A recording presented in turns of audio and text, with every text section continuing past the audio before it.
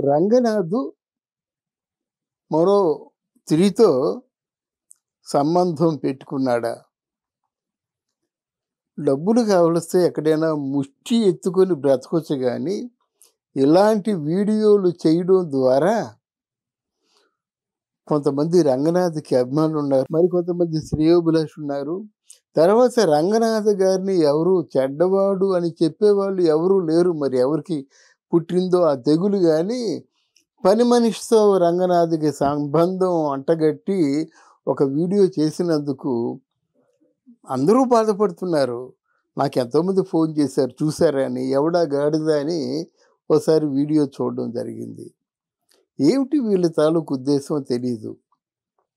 మంచి మనిషి, మంచి హ్యూమన్ బీయింగు, మంచి ప్రేమికుడు, మంచి భర్త. ప్రేమించేది తన భార్య చైతన్యనే.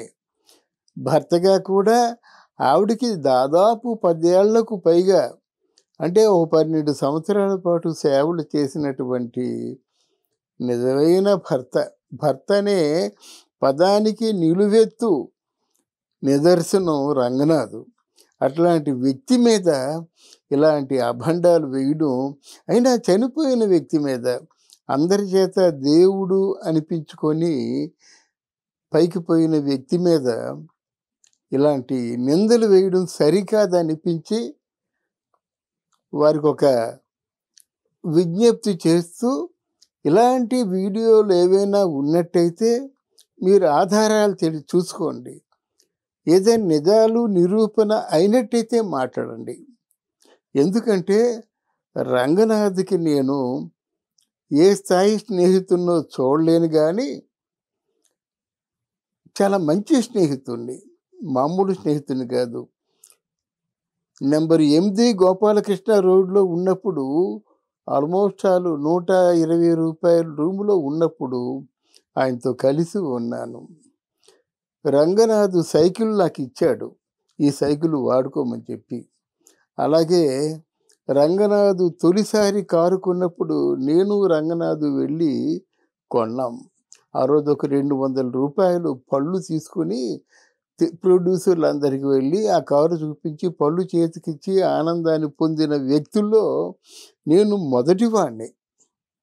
తర్వాత అశోక్ నగర్ పోలీస్ స్టేషన్ ముందు సొంత ఇల్లు కొనుక్కున్నప్పుడు ₹1,00,000 రంగనాథ్ దగ్గర ఉంటే ఇంకొక ₹40,000 విఠలాచార్య దగ్గరికి వెళ్ళి ఆయన తదుపరి పిక్చర్కి అడ్వాన్సు లేదా పేమెంటు లేదా అప్పు ఎలాగైనా మీరు చూసుకోండి, ఒక ₹40,000 ఉంటే సొంత ఇంటి వాడిని అవుతానని చెప్పి ఆ ₹40,000 కట్టి అశోక్ నగర్లో గృహప్రవేశం చేసినప్పుడు ఇండస్ట్రీ అందరూ వచ్చారు. వాళ్ళకి సఫర్యలు చేసిన వాళ్ళలో నేను ముందువాడిని. ఇన్ని అధికారాలతో చెప్తున్నాను నేను.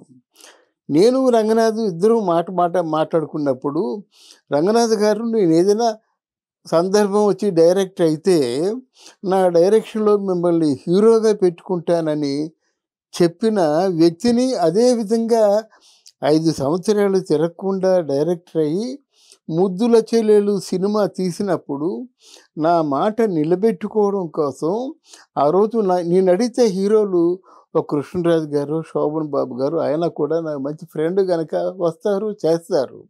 కానీ మాట నిలబెట్టుకోవడం కోసం రంగనాథ్‌ని హీరోగా పెట్టుకున్నాను. తర్వాత మురళీమోహన్ గారు నాకు మంచి శ్రేయోభిలాషి. అలాగే కొత్త వాళ్ళైనటువంటి రాజేంద్ర ప్రసాద్, నేను ప్రసాద్ అని పిలిచేవాడిని. తర్వాత రాజేష్, వీళ్ళందరినీ పెట్టించి సినిమా తీశాను. అంటే ఆయనతో నేను మొదటి సినిమా తీస్తాను అని చెప్పి మాట నిలబెట్టుకునే భాగ్యం దేవుడు నాకు కల్పించాడు.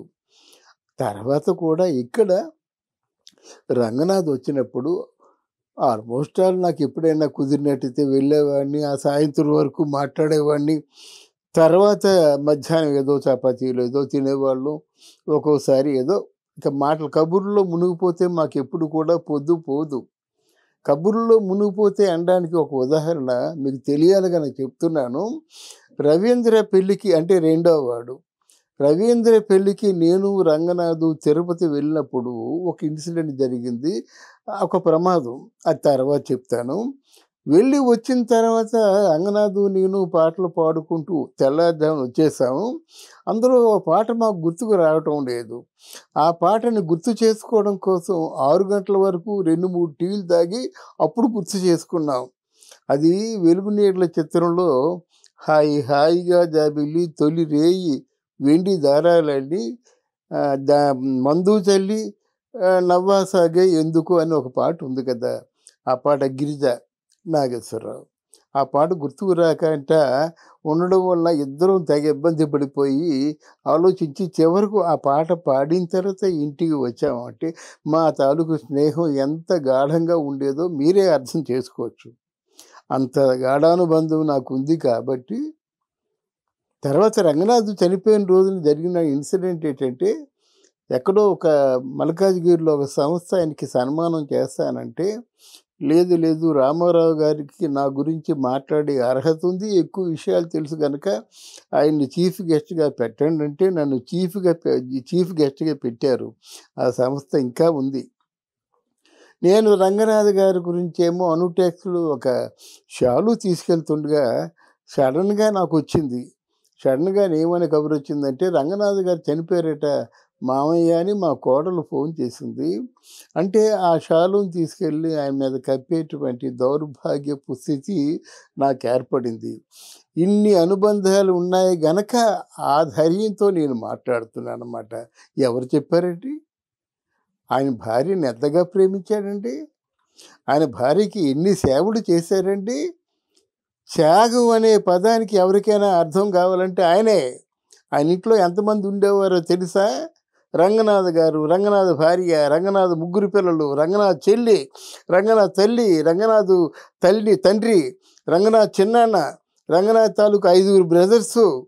వీళ్ళందరికీ కూడా మహాసాధ్వి చైతన్య వండి పెట్టేదన్నమాట.